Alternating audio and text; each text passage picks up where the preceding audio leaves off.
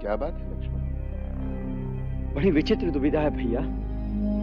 आर्य सुमंत्र कह रहे थे आप भगवान विष्णु के अवतार हैं और भाभी सीता भगवती लक्ष्मी के अवतार हैं। आर्य सुमंत्र ने केवल इतना ही कहा कि मैं भगवान का अवतार हूं।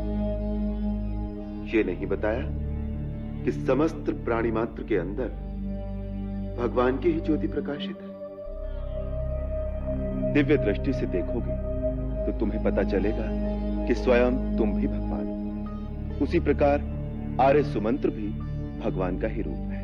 देखो, जैसे बहुत से घड़ों के अंदर यदि पानी भरकर रख दो तो उन सब के अंदर एक ही सूर्य का प्रतिबिंब प्रकाशित होता है। वही सूर्य बाहर आकाश में भी है और वही सूर्य प्रत्येक घट के अंदर भी है। जब ये जान जाओगे तो सारी दुविधा मिट जाएगी, फिर कोई प्रश्न नहीं रह जाएगा। प्रश्न इससे आगे भी है भैया।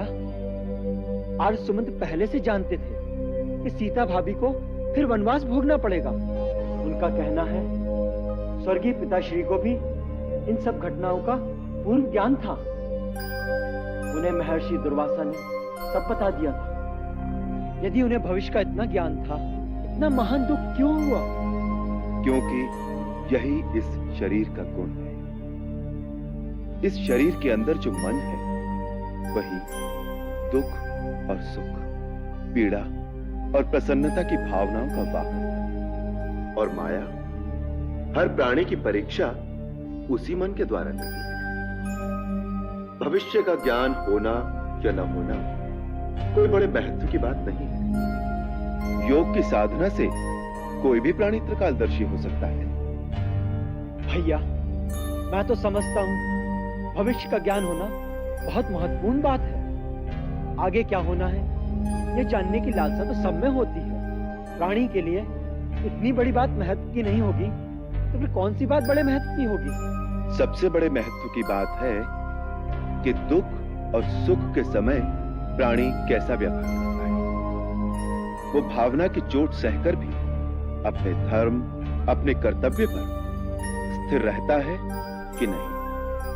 इसलिए मैं भविष्य के ज्ञान को कोई महत्व नहीं देता। देखो लक्ष्मण, होनी तो होगी ही, परंतु उसका सामना प्राणी किस प्रकार करता है यही महत्वपूर्ण बात है। पिताश्री को भविष्य का ज्ञान था, इसमें उनकी महानता नहीं है, परंतु सब कुछ जानते हुए भी उन्होंने अपना धर्म का पथ नहीं छोड़ा।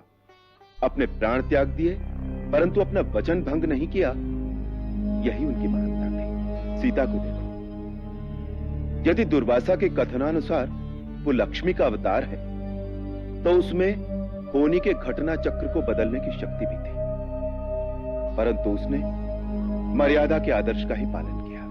ये सब कुछ त्याग करते हुए उसे कितना दुख हुआ होगा। उसे मेरी पीड़ा का भी पूर्ण ज्ञान था। पति ने या राजा ने भी उससे जाने के लिए नहीं कहा, उल्टे उससे रहने की प्रार्थना की थी। परंतु उसने जो अपना धर्म, अपना कर्तव्य समझा, उसे निभाने के लिए अपना सर्वस्व बलिदान कर दिया। यही महत्वपूर्ण बात है। लक्ष्मण, भविष्य को जानने के फेर में मत पड़ो। वर्तमान का जो धर्म है, जो कर्तव्य है, उसे निभाओ। भविष्य तो स्वयं ही नतमस्तक होकर तुम्हारे सामने आ जाएगा।